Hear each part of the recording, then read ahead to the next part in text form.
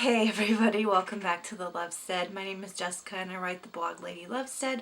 Today's video is just a quick update on our Read to Grow book club and where we are with our books for the year 2020. If that's something that interests you, go ahead and grab a cup of coffee and let's dive.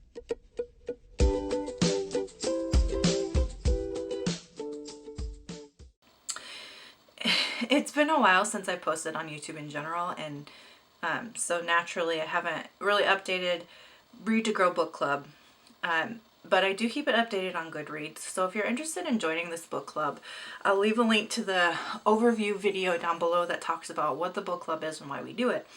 But yeah, I do keep the discussions and stuff and the books updated on the Goodreads page, and there is a link in the chat area for the Goodreads page.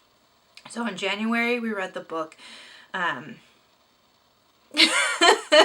title just escaped me, Getting Things Done by David Allen, and I did do a book review of that on this channel, so I'll link you to that book review below.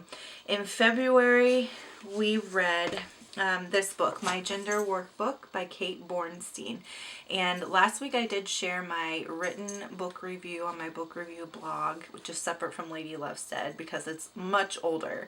So like my book review blog dates back to 2008 when I was a graduate student in English program. And then Lady Lovestead started this year, so they're separate blogs, but I'll leave a link to it down below. And then I am working on a more in-depth review for this channel of this book, specifically targeting our Read to Grow book club members. So just to recap, I did choose this book because we're talking a lot about femininity, which is a gender identity. And so it's important that we understand what that means and that we do research on it and learn about it. And so this is, there's Dinah. I think she sees the neighbor dog. She's been barking at the neighbor dogs lately. I'll leave a link down below about my dogs too, so you can get to know them, because I did blog about it. Anyway, this is what was our first book that we tackled regarding gender. It's a little academic. It's a little bit of a workbook, but yeah, a review of this is coming up. So nonfiction, memoir, and fiction are the three kinds of books that we're reading.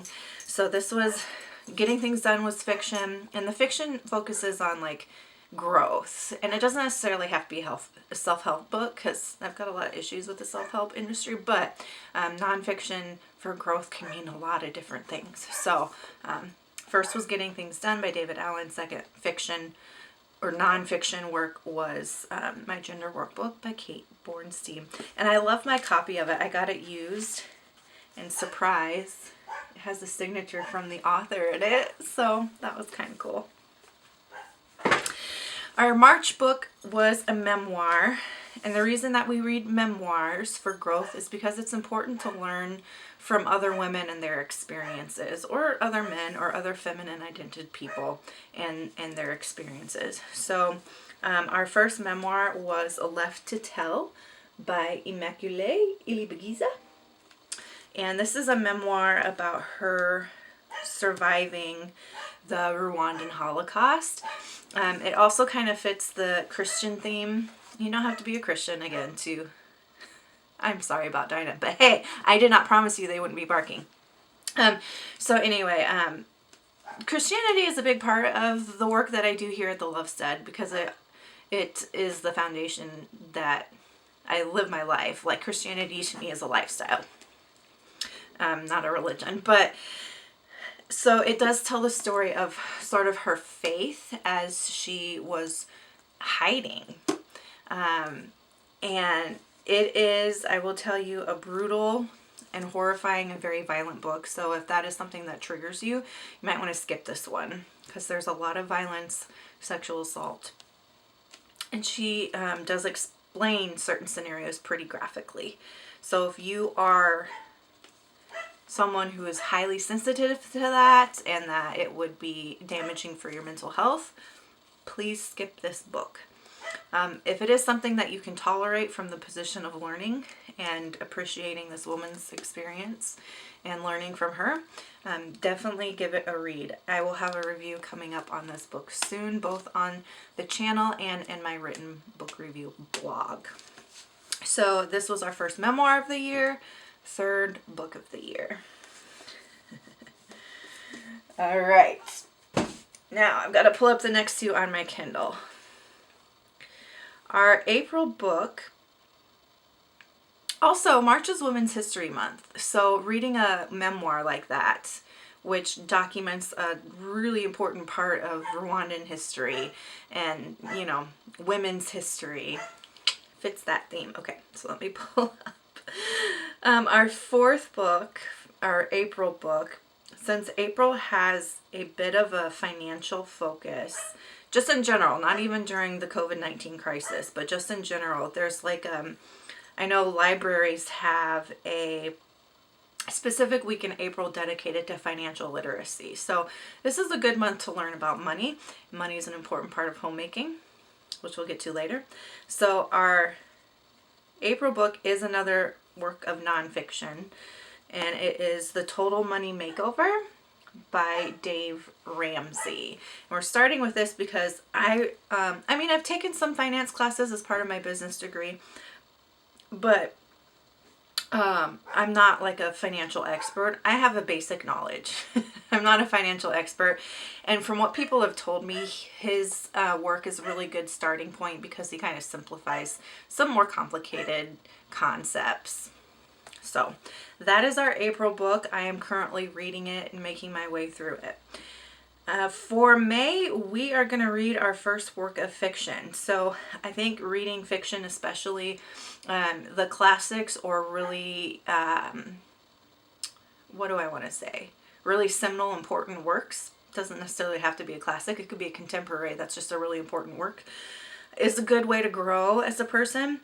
So not only does reading the classics give us conversation pieces, but it also teaches us about the world. You know, there's research that shows that people who read fiction have better social relationships, more empathy for others, so on and so forth. Plus, it just expands our mind to read fiction. So our first work of fiction for the year in May is going to be Little Women. So I have a graduate degree in English, so people tend to assume that I've just read everything. Like, I've read absolutely everything since I have this degree in English. I have never read Little Women, but everybody always assumes that I have. And so, like, they'll send me links to, oh, look at this new movie coming out about Little Women. And I was like, I have never read the story. Like, I don't know why everybody in my life seems to think I have read Little Women, but I haven't. So I'm gonna check this one off my list for sure. But it's also just like, hey, like, this is a channel focused on feminine people. This is a story about women in a time where women were really supposed to be super feminine, and I mean, it was forced on them, so whatever. But yeah, so this is our first work of fiction. It's a classic, and we're gonna tackle it in May. So if you want to read along with us, this is what we've been doing this year for our book club books, and I do keep things updated on the Goodreads page, and now that I'm starting to film more for YouTube, we'll be more updated here too. So that's where we're at. I know I've done 2 videos a week for the past 2 weeks. Not gonna happen all the time. Usually you're just gonna expect 1 video and sometimes none, depending on my schedule. So yes, you've been warned.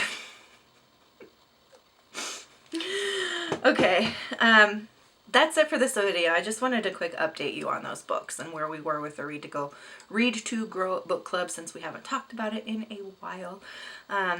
So until our next video on Sunday, make sure that you continue to read good books and drink good coffee, and take care of yourself and each other. Bye.